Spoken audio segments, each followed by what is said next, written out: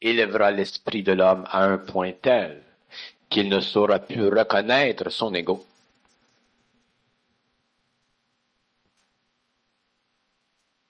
Je dis que la personnalité de l'homme sera totalement unifiée à l'ego, dominée par l'âme.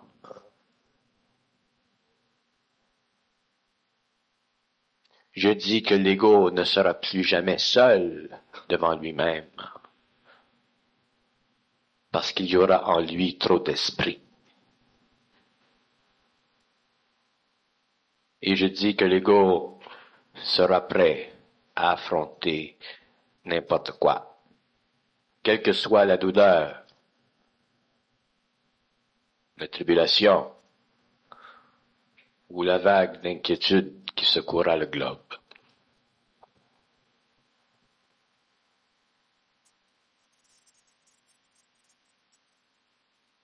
Moi, je n'ai rien demandé, je n'ai rien voulu,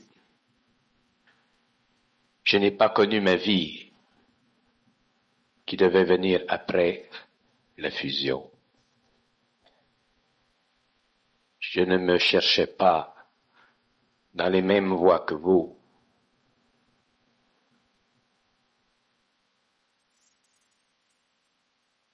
Mais j'ai souffert de la lumière.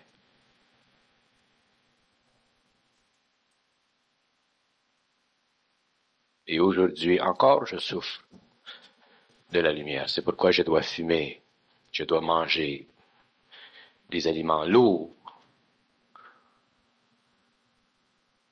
pour faire mon travail. La conscience est un poids. Et ce n'est que lorsque l'homme est libre de son corps matériel, qu'il est libre dans son esprit, qu'il a le pouvoir de faire autre chose que de se lier à la matière, qu'il peut participer d'une façon absolue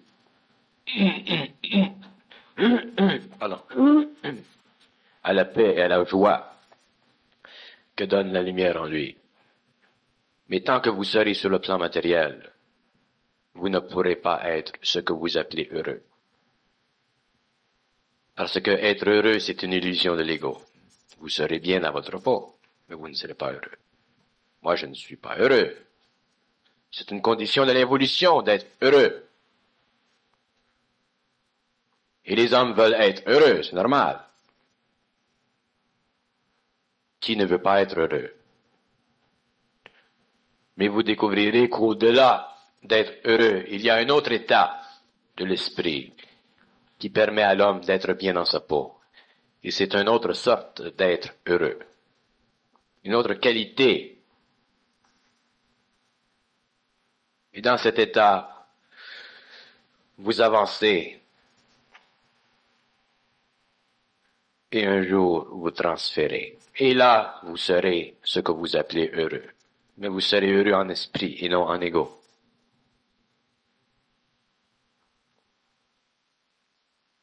Et être heureux en esprit, ce n'est pas la même chose que d'être heureux en ego, parce que les principes dont on se sert pour être heureux en esprit n'appartiennent plus à l'ego.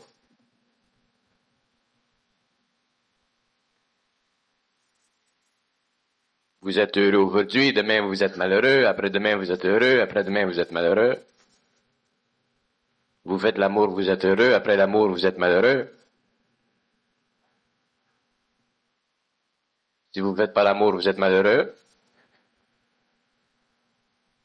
Je parle de l'amour parce que l'amour pour l'homme c'est essentiel. Enlevez l'amour à l'homme et vous lui enlevez tout, presque. Mais dans l'esprit, vous n'avez plus besoin de l'amour, d'être en amour. Vous êtes liés dans la conscience. Et votre amour se transmute, il devient autre, il devient plus vaste, plus grand, plus anonyme, moins sentimental. On doit perdre quelque chose. On doit perdre quelque chose. Qu'est-ce que vous voulez que je vous dise? C'est pas ma faute. On doit perdre quelque chose.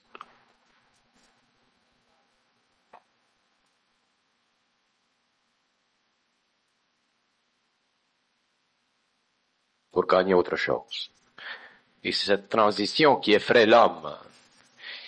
Il a peur de perdre d'être en amour. Il a peur de perdre sa sexualité.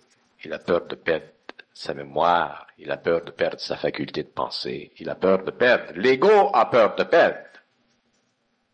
L'ego perdra tout. Dans le temps. Il ne s'agit pas pour lui de s'inquiéter, puisque c'est l'esprit qui pénètre. Pourquoi l'ego s'inquiéterait si l'esprit pénètre? L'ego veut-il l'esprit? Ou veut-il les conditions de l'ego? Et c'est ça l'initiation solaire. C'est ça la pénétration de l'esprit dans l'ego. C'est pour ça que peu pourront le vivre jusqu'au bout. Tous le vivront dans l'expérience, mais peu le vivront jusqu'au bout. Parce que peu auront la résistance suffisante pour absorber l'énergie qui le fera passer d'un plan à un autre, qui leur donnera la vision de l'éthérique. Mais tous auront eu le bénéfice de l'expérience.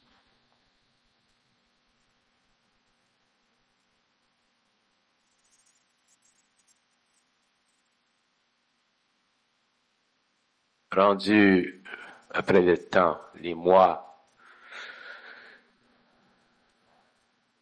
où j'ai échangé avec vous des paroles,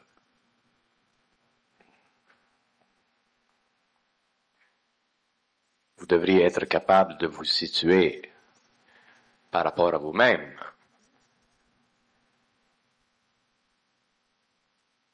Soit que vous continuiez à écouter ce que je dis, ou que vous vous retirez.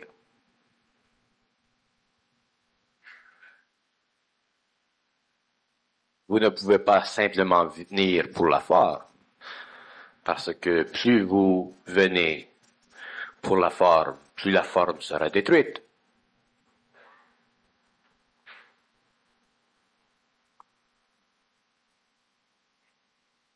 Si vous venez avec l'intention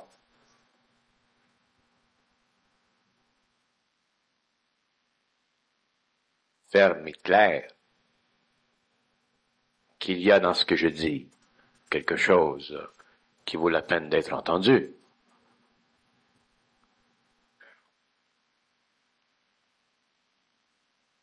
Sans cela, vous souffrirez pour rien.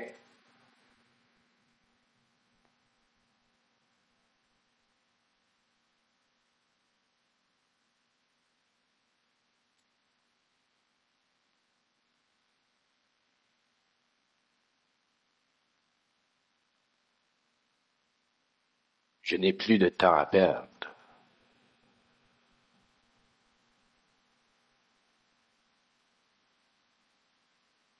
Et ceux qui ne peuvent pas, pour quelque raison que ce soit, avancer,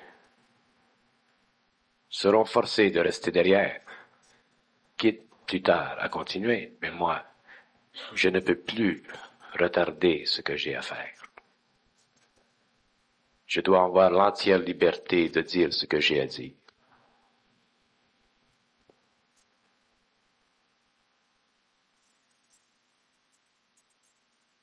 Parce que j'ai trop à dire.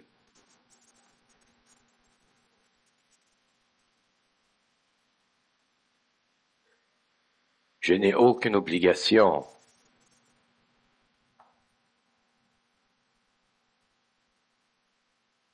envers l'homme.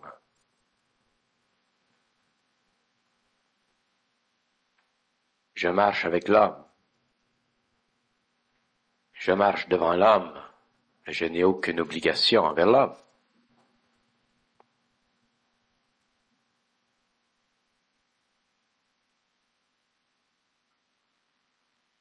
Ce que je dis, c'est pour vous, ce n'est pas pour moi. Moi, je le comprends.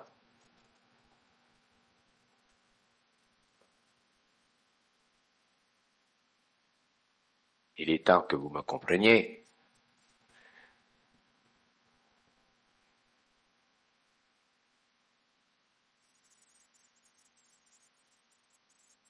Une des grandes lois de l'esprit,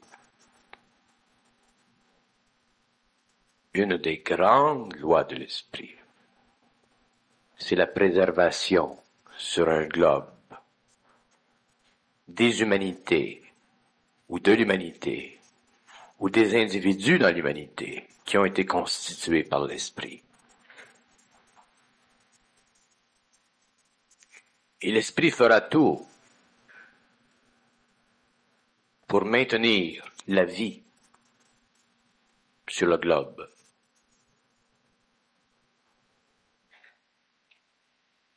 Et ce sera l'ego de ces individus qui sera affecté par la pénétration de l'esprit, parce que l'esprit n'a pas sur l'homme de pouvoir. L'esprit n'a pas sur l'ego de pouvoir.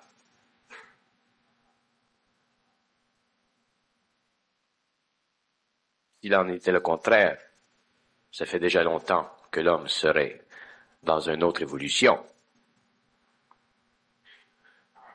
Il y a énormément de force dans le cosmos qui retarde l'évolution de l'homme vers l'esprit. Et la seule façon pour l'esprit de pénétrer dans l'homme, c'est par le biais de l'âme. Et lorsque l'énergie atteint le niveau de l'ego, c'est à ce moment-là que se fait la liaison.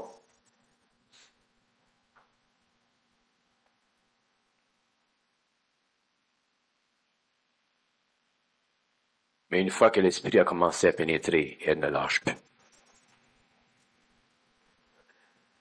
Il ne lâche plus parce qu'il a déjà pénétré.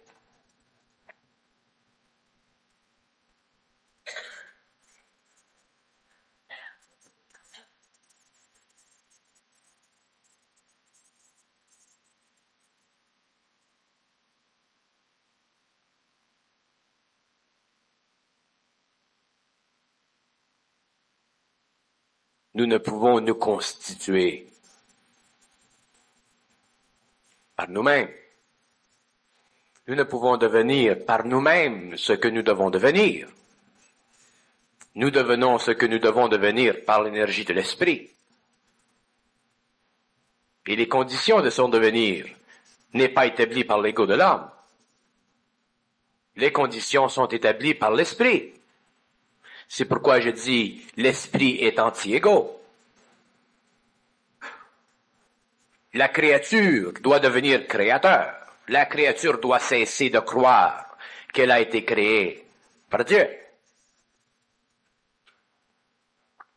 Le plus grand problème de l'homme, c'est qu'il a des questions à se poser vis-à-vis son évolution, vis-à-vis son origine, vis-à-vis sa destinée, vis-à-vis le passage entre l'origine et la destinée. La question.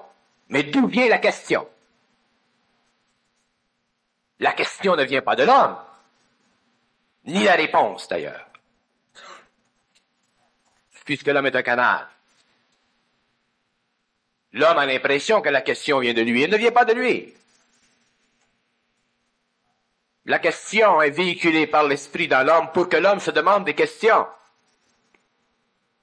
Parce que ça fait partie des jeux de l'esprit de se demander des questions. Ça fait partie du jeu de l'esprit dans l'homme de se demander des questions pour que l'homme renforcisse, développe son ego. Pour qu'un jour cet ego puisse être renversé dans sa polarité et servir de canal pour l'esprit. Alors, les questions que vous vous demandez viennent de l'esprit, ainsi que les réponses. Mais l'esprit ne peut pas vous demander ou ne peut pas vous faire parvenir des questions qui sont au-delà de vos moyens, comme il ne peut pas vous donner des réponses qui sont au-delà de vos moyens, puisque vous avez de l'ego qui servira à se renforcer s'il avait en lui trop d'intelligence. L'ego est orgueilleux, c'est la fondation même de l'orgueil. Alors la question et la réponse est toujours en relation avec la nature de l'ego. Plus il y a d'ego, moins la question est grande, moins la réponse est grande et précise. C'est pour ça que l'homme se cherche. Sans cela, l'homme ne se chercherait pas. Et tant que l'homme aura à se demander des questions et à se fournir de réponses par le biais de l'esprit en lui, il sera dans une condition inférieure et il sera obligé de croire qu'il est la créature du bon Dieu. La plus grande des conditions psychologiques établies sur aucune humanité dans le cosmos.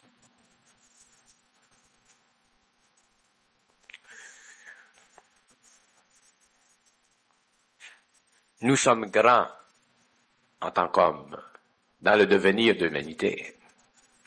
Mais aujourd'hui, et depuis longtemps, nous sommes très petits, très faibles, parce que nous n'avons jamais été totalement en mesure d'utiliser les moyens que nous avons à notre disposition. Les moyens que nous avions ont toujours été subalternes et ont toujours été servis à des plans autres que notre propre plan. L'homme doit déterminer sa propre évolution. L'homme doit déterminer sa propre évolution et contrôler l'évolution de sa planète. L'homme doit être douanier à la fois et juge. Il doit être douanier pour empêcher les incursions dans la conscience de la planète par des entités ou par des êtres venant d'autres galaxies. Et il doit être juge parce qu'il doit savoir par lui-même la limite de sa connaissance, pour qu'il puisse la référer à de plus hauts tribunaux qui, eux, savent et connaissent la limite de leur connaissance, pour que la limite de la conscience planétaire devienne infinie, et que, par surcroît, le globe devienne un membre de la Confédération des planètes.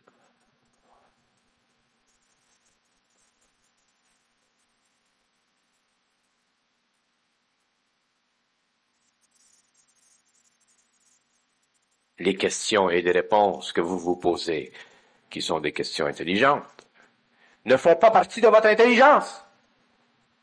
Non. Vous avez l'impression qu'elles font partie de votre intelligence parce que vous vous servez de la partie inférieure de votre intelligence. Mais elles ne font pas partie de votre intelligence, parce que dans votre intelligence universelle, il n'y a aucune question et il n'y a aucune réponse à ces questions. Et de là l'illusion de l'ego et la souffrance de l'ego.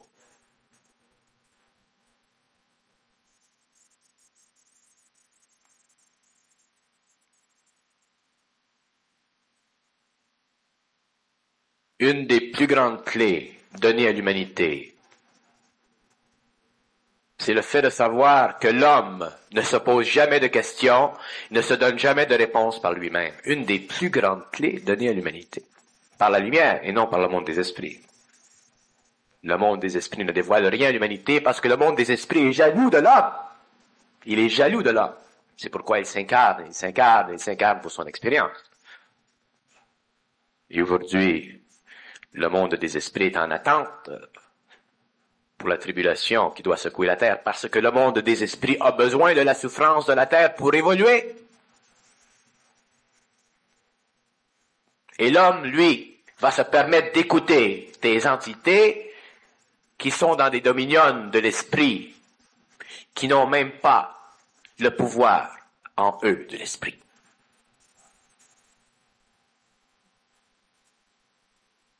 Et vous vous demandez ensuite pourquoi je dis que la lumière est anti-égo.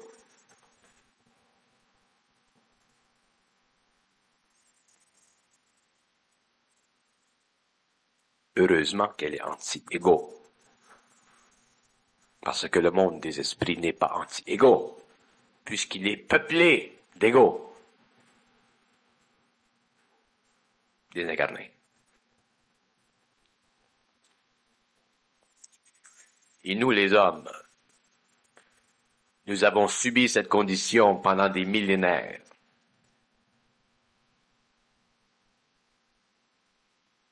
Pendant 10 000 années, vous vous imaginez le matériel qui passe par l'esprit de l'homme dans 10 000 années?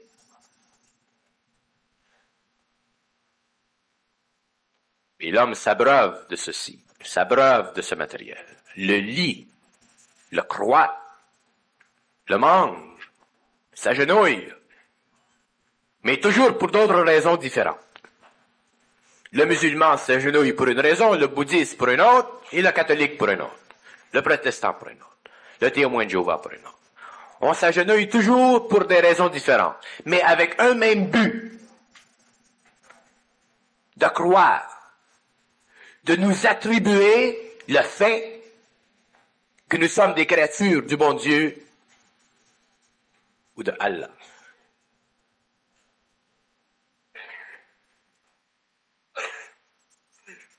La forme est puissante et elle meut des nations et des peuples. Et s'il y a émotion dans la forme, vous vous imaginez ce qu'elle fait d'un peuple enraciné dans une religion dont il ne connaît pas les fonctions cosmiques et la politique universelle établie pour son évolution.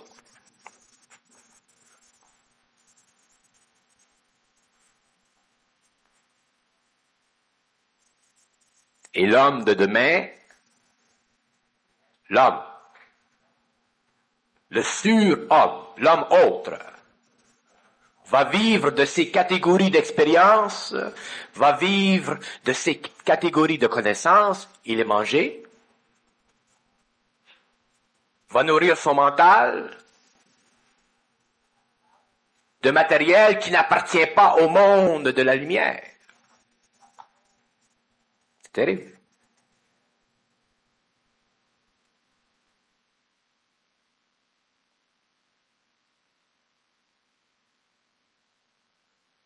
C'est terrible.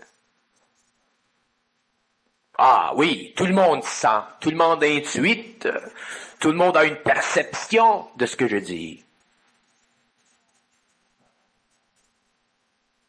Mais personne ne le sait.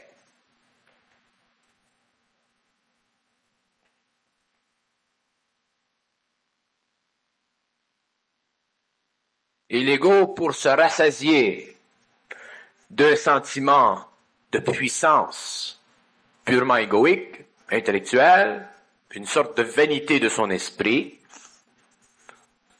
va regarder en arrière dans l'histoire de l'homme et va dire, bon, la religion a fait telle chose, la religion nous a retardés, la religion fait telle. Ce n'est pas la faute de la religion, puisque la religion est essentielle. C'est la condition de l'ego qui n'est pas devenu esprit.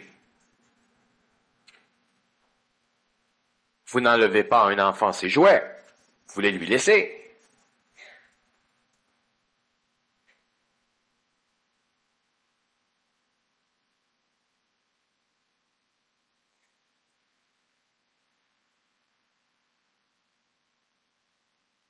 L'enfant doit avoir une certaine maturité avant qu'on lui enlève ses jouets.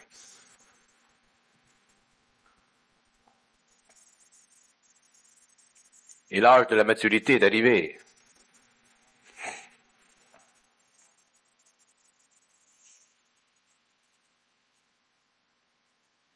L'âge où l'ego doit être capable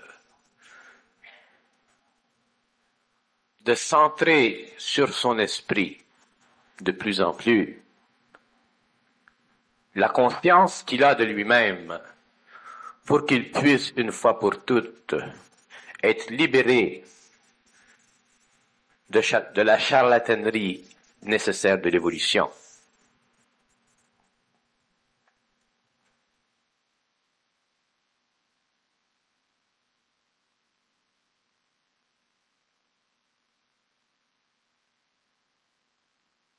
Nous vivons dans un temps qui est extrêmement grave pour l'humanité.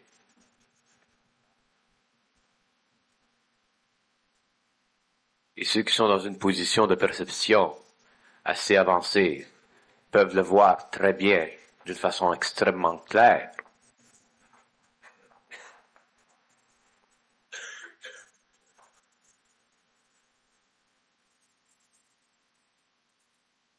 L'ego n'a plus le temps de tergiverser et de se surprendre, surtout de se surprendre de ce qui vient de l'esprit. Au contraire, il doit s'habituer, se renforcer. Parce que s'il n'est pas demain renforcé, centrique, fort de lui-même, parce qu'il aura été dans l'esprit de lui-même, il vivra des heures pénibles.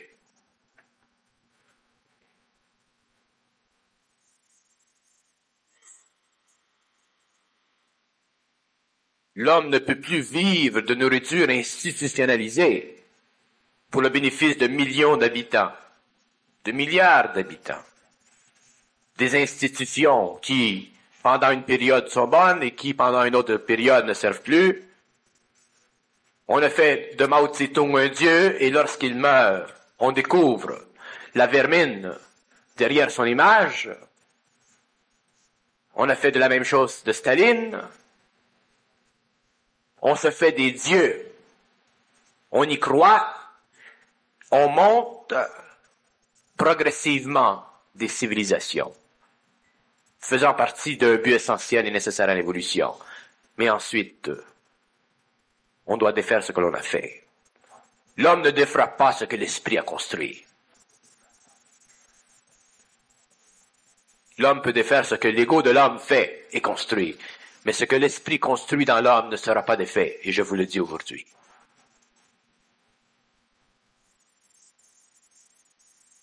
Que l'esprit construise comme ça ou comme ça, il gardera ce qu'il aura fait. On ne peut pas voler l'esprit. On ne peut pas lui enlever ce qu'il nous a donné. On doit le transporter ailleurs si on n'a pas su compléter l'expérience.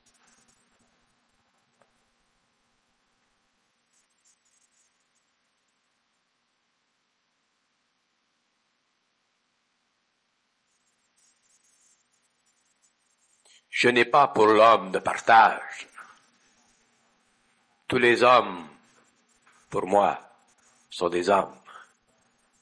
Tous les hommes sont des êtres qui possèdent un esprit en potentiel d'évolution. Et c'est simplement cet aspect de l'homme qui m'intéresse, pas l'ego. Je me fous de l'ego de l'homme. Et d'ailleurs, je ne veux rien connaître de l'ego de l'homme parce que je le connais. Je le connais trop.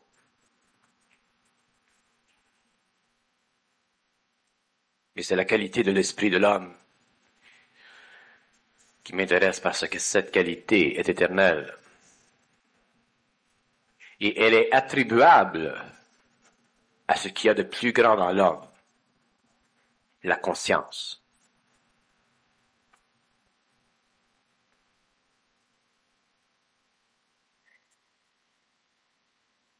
Et je mettrai de côté mes alliances avec n'importe quel ego qui ne pourra pas vivre de son esprit.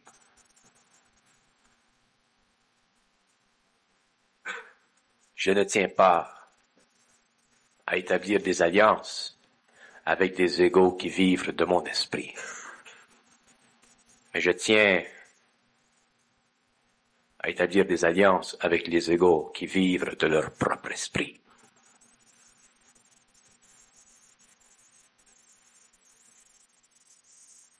Il y a des hommes dans la salle qui vivent de leur propre esprit. Et je les apprécie.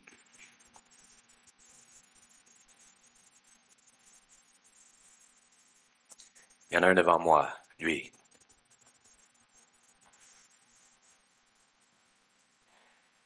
Qui vit de son propre esprit.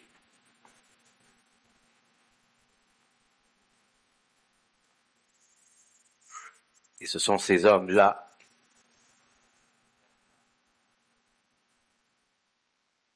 qui pourront dans l'avenir supporter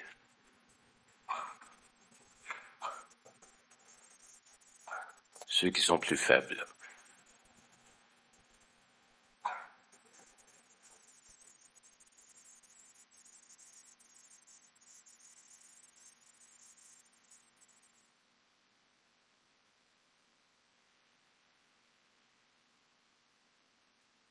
Je n'ai aucun appétit.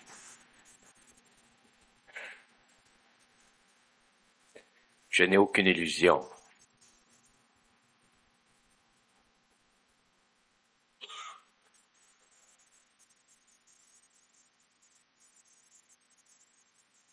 Et mon alliance avec l'homme est avec son esprit.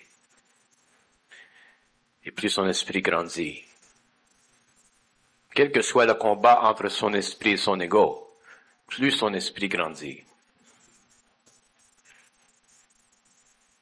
plus je serai en alliance avec cet homme. Il ne s'agit plus pour les gens d'avoir des sentiments pour moi. Il s'agit pour les gens de grandir dans leur propre esprit. L'ego doit être transmuté.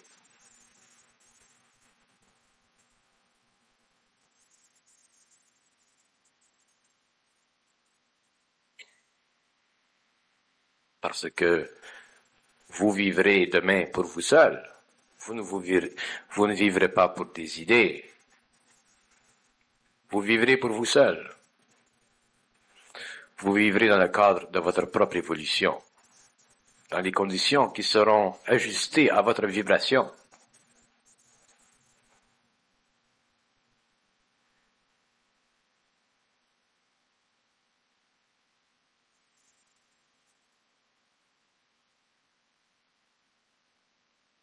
Qu'il y ait un rapport dans une collectivité aussi nombreuse, c'est normal. C'est même bon. Selon que ça aide. Mais ce n'est plus bon si ça n'aide pas. Personne ne doit rien à personne. Personne ne doit rien à personne. L'ego qui se transmute en esprit réalise ceci. C'est une illusion de l'humanité, c'est une illusion de l'instinct de tribu, c'est une illusion de l'instinct social, c'est une illusion de la grande force qui a permis de construire des civilisations. Mais la civilisation qui vient ne sera pas construite de béton armé. Et ces rues ne seront pas pavées d'asphalte. Tout sera dans l'esprit.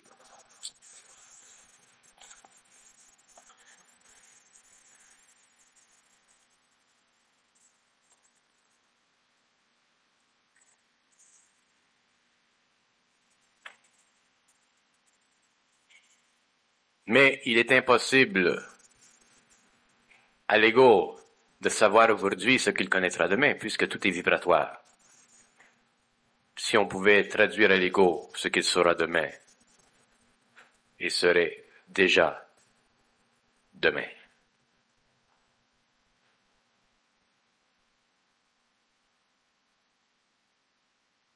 Mais en attendant que l'homme avance, en attendant que la destruction des formes se fasse, et elle se fera, elle doit se faire, l'homme doit se nourrir de lui-même de plus en plus.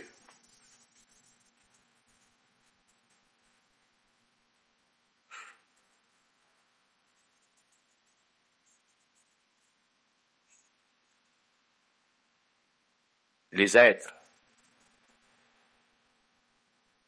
qui sont les plus puissants en eux-mêmes sont ceux qui souffriront le doute.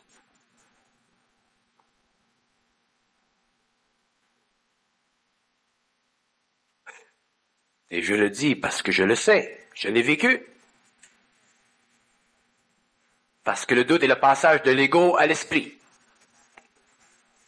Et l'ego qui se cache, qui s'enveloppe dans la spiritualité pour qu'il ne vive pas le doute, devra un jour le vivre, le doute. Car la lumière est anti-ego. Et sa pénétration crée le doute. Parce qu'elle se sert des formes dans l'esprit de l'homme pour assiéger son mental.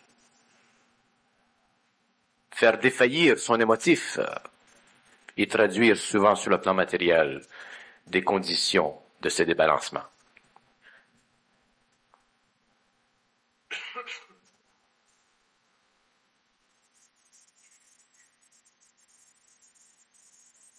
Et l'allure avec laquelle l'homme, dans l'ego, se traduit en esprit, va beaucoup plus rapidement que l'homme ne peut s'imaginer.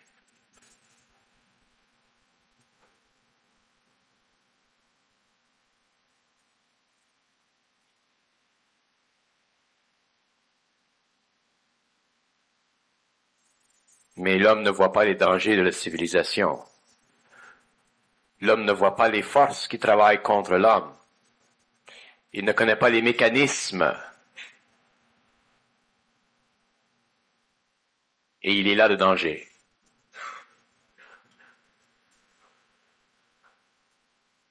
Il y a au-dessus et autour de la Terre environ 60 civilisations en attente dans l'éthérique de la planète, dans l'attente de descendre leurs vibrations pour que l'homme puisse entrer en contact avec elles. La proie, la grande proie,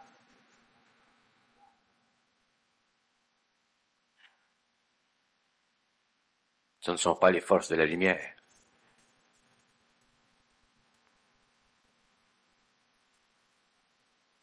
Les frères de l'espace ne sont pas les forces de la lumière. Les frères de l'espace sont les frères de l'espace. Plus ou moins qualifiés à travailler avec l'homme, suivant le plan d'évolution du globe.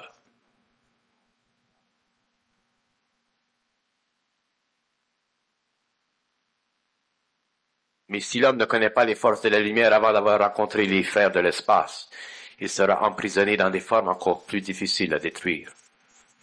Parce qu'il fera de ces êtres des dieux, comme il a fait par le passé. L'homme se fait facilement des dieux.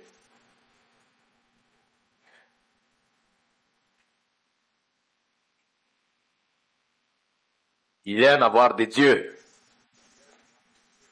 Parce qu'il est dans l'ego. Et l'ego a besoin toujours d'un grand maître. C'est terrible. Penser ainsi.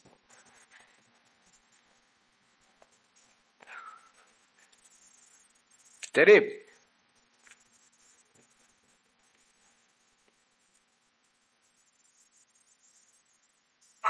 Et on ne voit pas combien c'est terrible.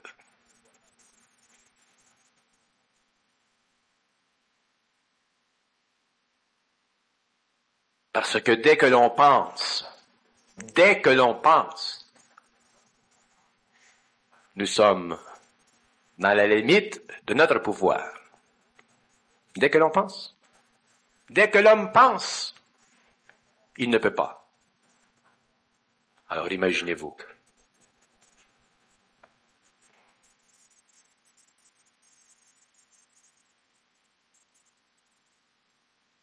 C'est pour ça que l'homme doit se débarrasser des anciennes habitudes qui ont duré des millénaires pour finalement renverser la vapeur et se constituer un centre de gravité fondé sur son propre esprit en relation avec l'esprit universel, puisque l'esprit de l'homme fait partie de l'esprit universel. Mais il fait partie de l'esprit universel seulement quand l'ego a été transmuté. Autant l'ego fait partie des forces qui retardent l'évolution et qui étaient nécessaires par le passé, autant le même ego devra se transmuter pour travailler avec les forces créatives de la lumière. Mais l'homme ne connaît pas son ego. Il le sent, mais il ne le connaît pas.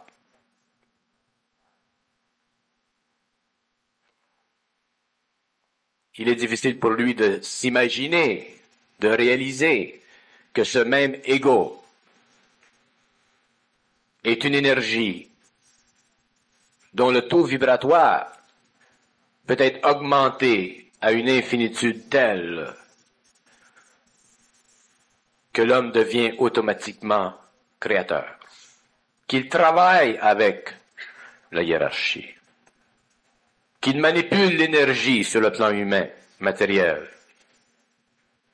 de l'âme.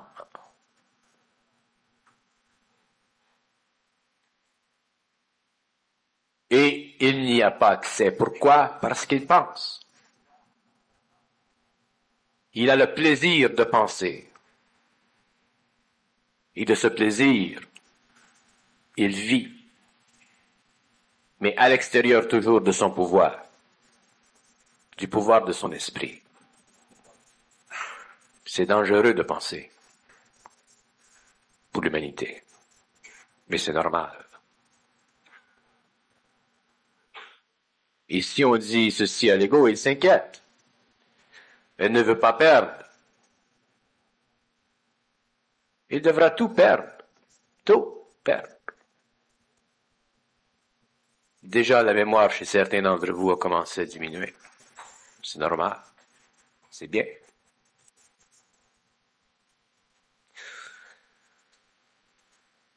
Déjà, parmi vous, il y en a qui commencent à comprendre ce que je veux dire. Et réalisent qu'on ne comprend pas ce que je veux dire. On le sait.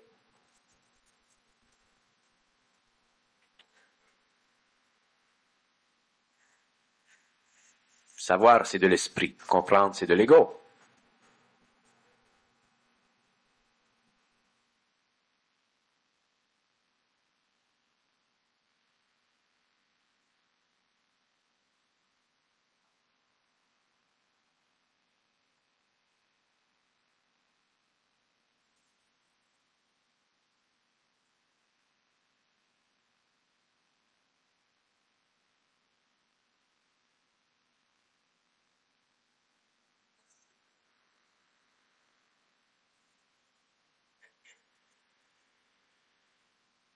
Plus le temps va avancer, plus vous ne vous reconnaîtrez plus.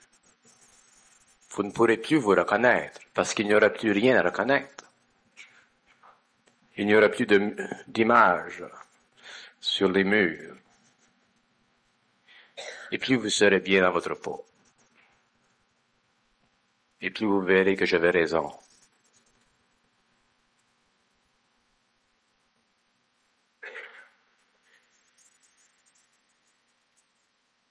Plus vous saurez que je suis vraiment un ami de l'homme. Un être à détruire tout. Ce qui retarde l'évolution de l'homme. Tout.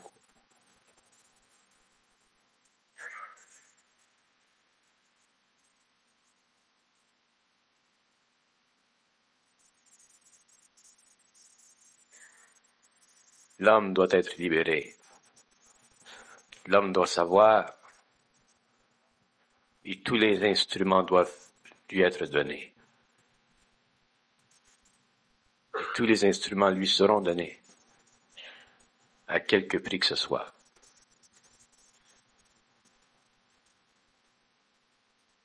Excepté la destruction du corps matériel.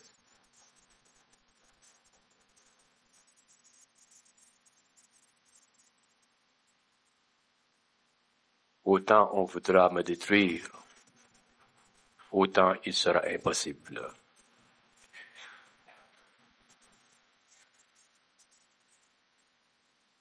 On ne peut pas me détruire.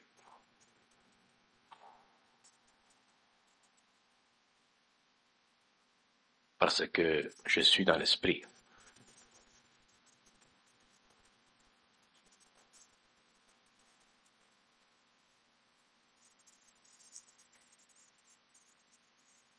Et ceux qui font partie de la lumière et des fils de la lumière ne seront pas détruits. Parce qu'ils seront dans l'esprit.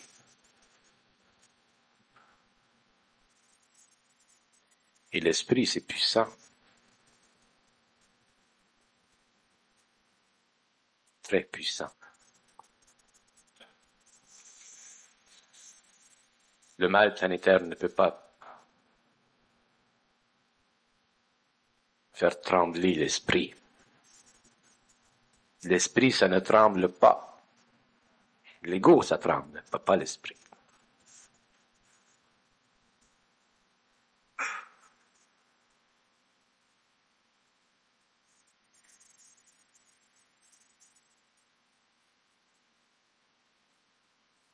Je vous assure qu'il y aura demain des hommes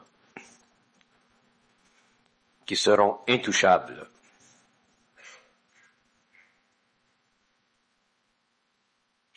Et lorsque je dis intouchables, je dis des hommes sur qui le mal, dans toutes ses formes, n'aura aucune prise, qu'ils viennent de la planète ou qu'ils viennent de l'extérieur de la planète, ou qu'ils viennent du monde des esprits.